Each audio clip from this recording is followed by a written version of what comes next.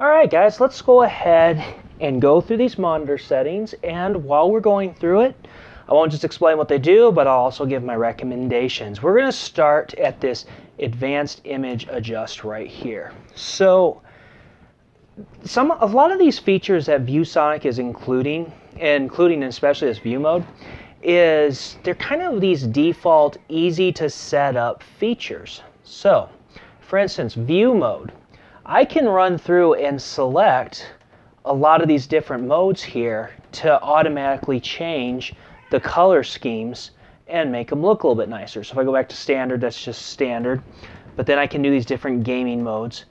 And all they're really doing is taking other settings in the monitor and just setting them to a preset that has been programmed in. So it's not anything that you can't just set manually yourself. This is just to make it a little easier. So I would say it's best to go standard and then manually set your settings instead of going through these. But if you just want to do it quick and easy, that's probably a great way to do it. Let's go ahead now. Smart Sync is basically another one of those kind of settings. If you enable it, it sets response time and input lag to be optimal for first-person shooter. That said, I don't see a huge point for it because you can just set the response time and low input lag, which we'll get to in just a second. So it's something that it can be easier, but I would still say just leave it disabled because we're going to address it anyway. FreeSync definitely enabled though, obviously. If you have FreeSync, if you have an AMD graphics card, enable that FreeSync. If you don't, then leave it disabled because it's not going to work very well with NVIDIA. All right, let's get back in there. Now, this is where it gets interesting. Response time. Used to, if you used ultra fast, you would see ghosting, and then standard would be kind of laggy. And so advanced was like the sweet spot for some reason in gaming, but not anymore. That ultra fast looked great, and it works great with the 144 hertz refresh rate. So I definitely recommend going ultra fast there and ultra fast on the input lag. They both worked phenomenally in gaming, and I was really happy with that. Black stabilization, obviously meant to make your blacks deeper and your lights maybe not wash out the coloring in the backgrounds and the shading of darker blacks and hues. So you can definitely shoot this guy up a little bit. Also, I keep hitting the wrong buttons sometimes. And so, you know, if you go way high up, it'll you can kind of see a little difference of what's happening here probably on the screen, where you can see like a center line forming. So you just set that to where you are. I'm kind of preferable to about 3, seems really great for gaming. It still allows me to see everything pretty well, but looks has a good nice darkness to it. Advanced DCR is dynamic contrast ratio, and what it does is it tries to measure how much brightness is coming out at your screen at you. Measure that, and then automatically adjust the brightness to how much white or bright colors are on the screen. The problem with advanced DCR though is it tends to cause image quality to suffer, so I just recommend leaving it off. But if you do a lot of office web browsing, white screens in between gaming, advanced DCR might help you to not have so much eye strain and maybe a little more comfortable. Experiment, see if you like it, but generally I'd say leave it off. Alright, so that takes care of those advanced settings.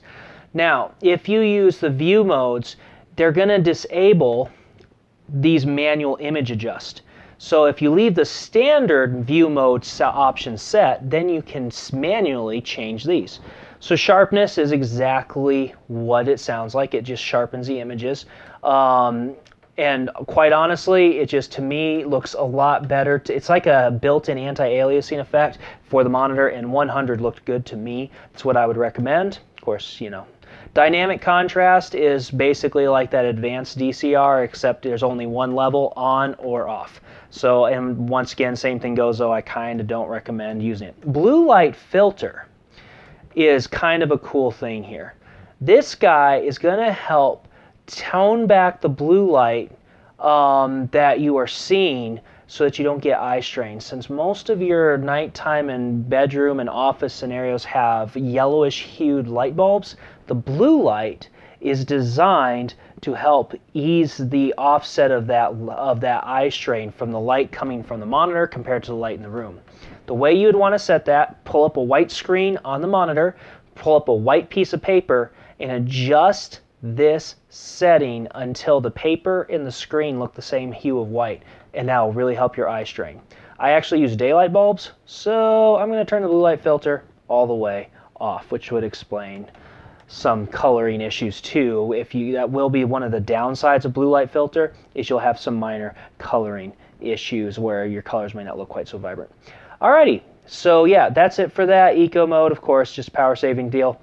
And then of course we've got information we don't need to worry about. Color adjust, pretty straightforward. You can set up all these different colors to do like a default setup of colors. If you do user color, you can adjust the red, green, and blue yourself. If you go, I kind of like this cool setting. That looks nice for gaming. So I'd go with the cool, but to each their own. Alrighty. Finally, we've got audio adjusters, built-in speakers. They are not the greatest sounding speakers in the world, but they're not terrible. They're pretty decent for built-in speakers. They're kind of nice to have, especially for me with the test bench now. Moving on up, input selection, contrast, brightness. So these guys are going to, change how bright and how not bright the monitor is.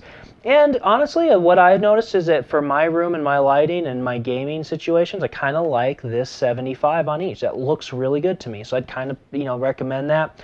But, try it out yourselves, adjust your settings up and down, see what looks best to you. So I believe that is all the settings I need to cover. There might be others, and if I didn't cover something that you really wanted for me to mention, let me know. One last setting that I'm going to say you definitely want to enable no matter what. Viewsonic includes a DisplayPort cable. Yes, so make sure you enable the DisplayPort 1.2. There's no reason not to, unless you have a computer from, 10, 15 years ago that happens to have DisplayPort 1 or 1.1. So yeah, that's it for all the settings that I'd recommend. I hope this is helpful. Let me know of your questions or comments below, and I'll catch you later.